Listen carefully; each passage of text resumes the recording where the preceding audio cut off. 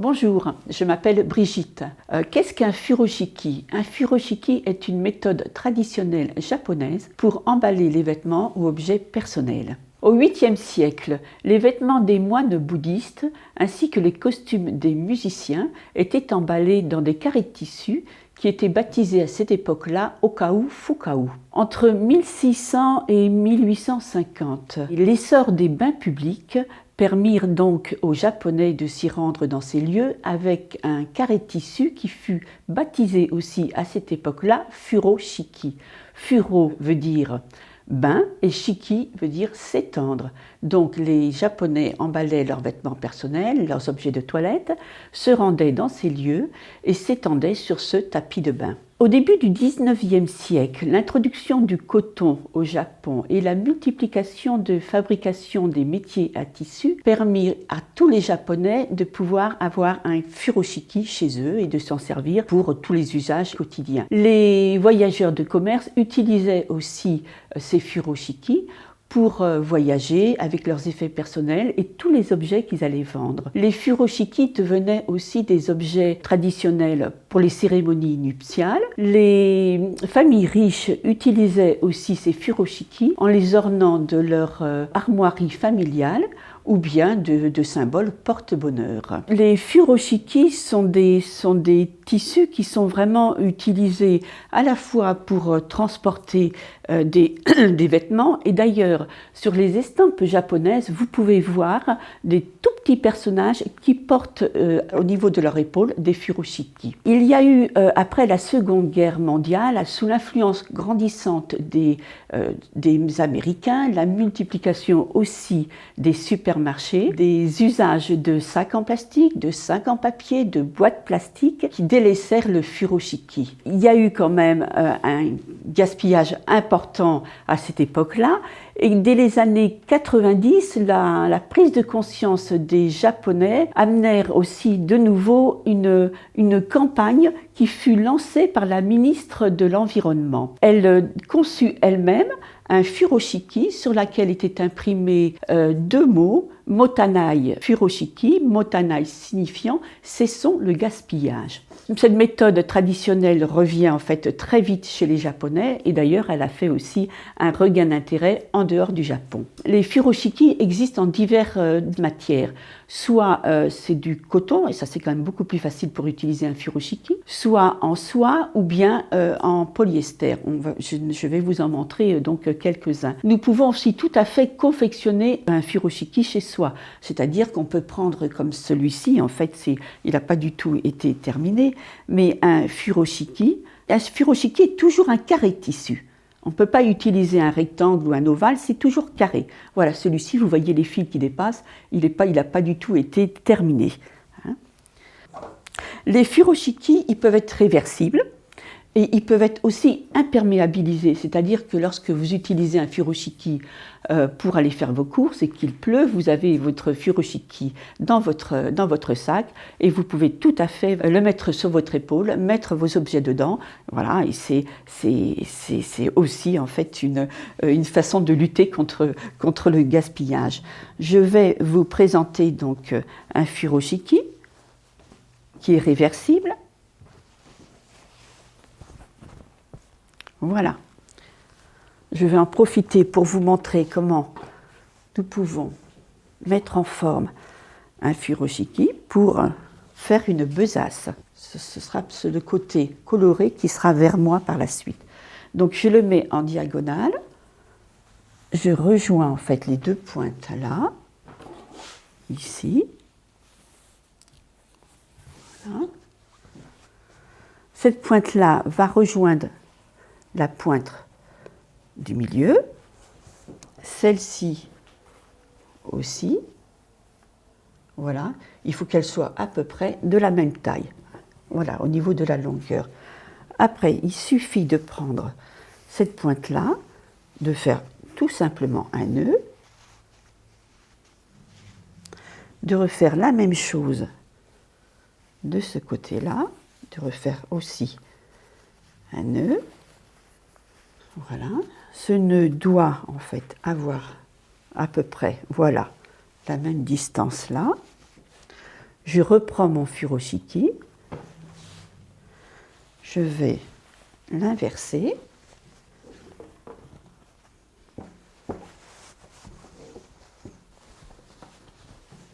Voilà. Je vais lui donner une petite forme, comme ça, bien, en le balançant. Je reprends mes 2 pointes de furoshiki.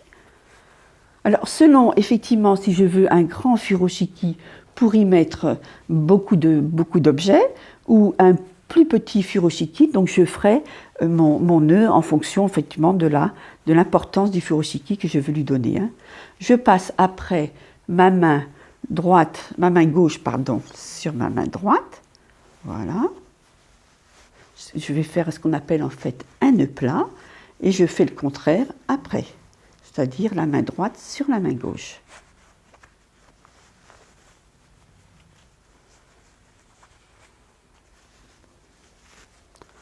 Voilà.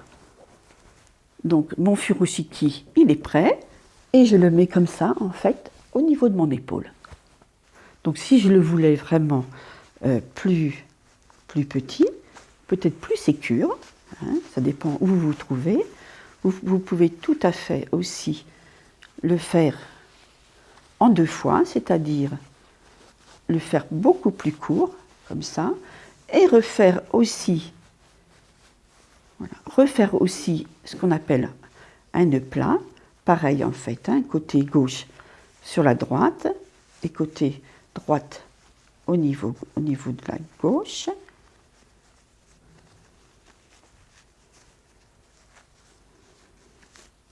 Et là, voilà, vous avez aussi un furoshiki qui est beaucoup plus petit, et à cette fois-ci, en fait, vous pouvez simplement le porter comme ça, à votre main. Bonjour, moi je suis Delphine, et nous sommes partis à la suite de Brigitte à la plage avec notre besace, et en rentrant, je me suis arrêtée à la librairie et j'ai acheté des livres. Seulement les livres, j'ai pas envie qu'ils s'abîment dans mon sac, et je vais les emballer dans un furoshiki.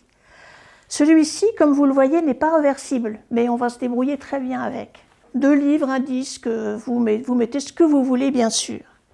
L'idée, c'est de mettre le bord des livres au bas de la diagonale et au milieu, en les rangeant un peu par ordre de taille. Je replie le tout, je cache mes livres, ils vont être bien protégés. Je rabats une première pointe, une deuxième pointe. Je vais refaire un nœud plat comme nous l'a appris Brigitte. Alors il n'y a rien de plus simple, je vous le redis, la gauche passe sur la droite et la droite passe sur la gauche. C'est presque fini, vous voyez comme c'est compliqué. Ensuite, je peux tout simplement fermer en haut, et ça fera un porte-livre avec un petit nœud plat tout en haut. Et voilà le porte-livre, qui peut aussi servir d'emballage cadeau d'ailleurs, si vous avez des livres à offrir. Alors avec ce même tissu, de cette même taille, on va voir maintenant comment emballer des bouteilles. Quand on a transporté des bouteilles, c'est quelquefois un peu compliqué, on a peur qu'elles se cassent, et un furoshiki, ça sert aussi à ça. Donc, la même chose, toujours dans la diagonale, l'envers vers moi. J'ai pris ici 2 petites bouteilles parce que c'est un petit furoshiki, il faut évidemment adapter la taille du tissu à la taille de la bouteille.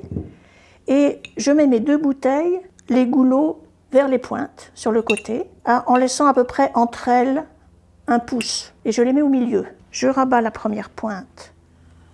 Voilà. Et je vais ensuite rouler très serré, le plus serré possible, ce qui n'est pas très facile avec un tissu comme celui-ci qui est en polyester, mais on y arrive quand même. Je roule jusqu'en haut. Et je mets la pointe au milieu. Ensuite, je rabats mes 2 bouteilles, l'une sur l'autre. C'est normal que ça serre un peu, parce qu'elles vont être comme ça bien serrées et protégées, et elles ne vont pas risquer de se casser. Je fais un premier nœud en haut, au niveau des goulots, et toujours mon petit nœud plat pour finir. La gauche sur la droite sur la gauche.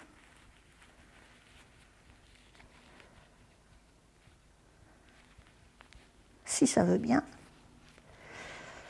Et voilà, je peux offrir ces bouteilles à qui voudrait boire de la bière à cette heure-ci. Je peux aussi aller les tremper à la rivière pour les laisser fraîches et qu'elles soient juste bien pour le pique-nique. Tout à l'heure, Brigitte nous disait que les furoshiki servaient à emballer des objets, transporter des objets, mais aussi faire des paquets cadeaux et qu'on pouvait soit récupérer le furoshiki qu'on offre, s'il est très précieux et qu'on a envie de le garder, soit l'offrir avec le cadeau. On fait vraiment ce qu'on veut. Donc là, je vais vous montrer avec un furoshiki reversible, c'est plus joli, vous allez voir, parce qu'on peut faire des décors un peu plus...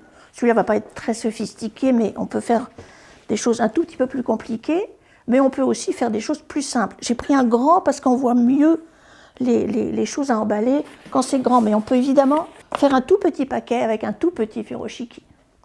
Donc, l'idée, c'est de faire un emballage en forme de fleur. On va mettre donc le carton au milieu et je prends mes deux pointes l'une sur l'autre et je mets le carton bien au milieu. Ensuite, je vais aller tout contre le carton, enfin l'objet emballé, et pour une fois, je ne fais pas de nœud. Je laisse ça comme ça, ces pointes-là libres. Ensuite, je vais aller tourner mes pointes de côté.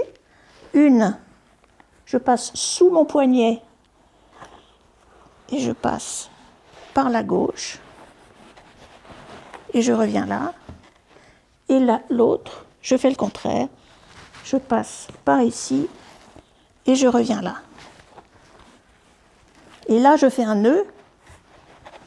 Je garde toujours ça bien serré. Je ne fais pas de nœud. Je fais un nœud là, toujours le nœud plat, la gauche, et on ne le verra pas, celui-là, la gauche sur la droite. Et il faut bien serrer. La droite sur la gauche.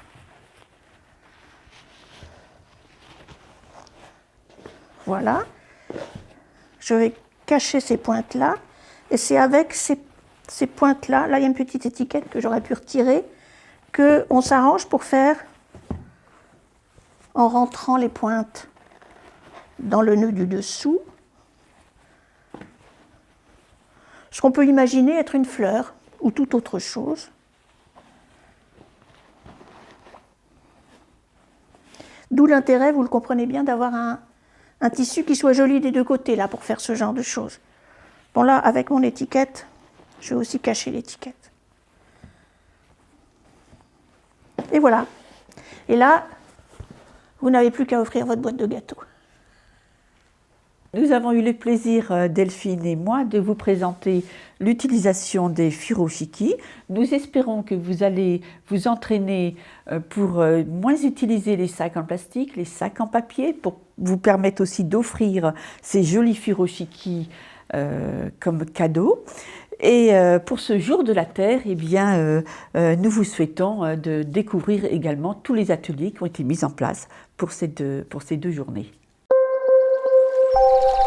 Le jour de la Terre à Cachan.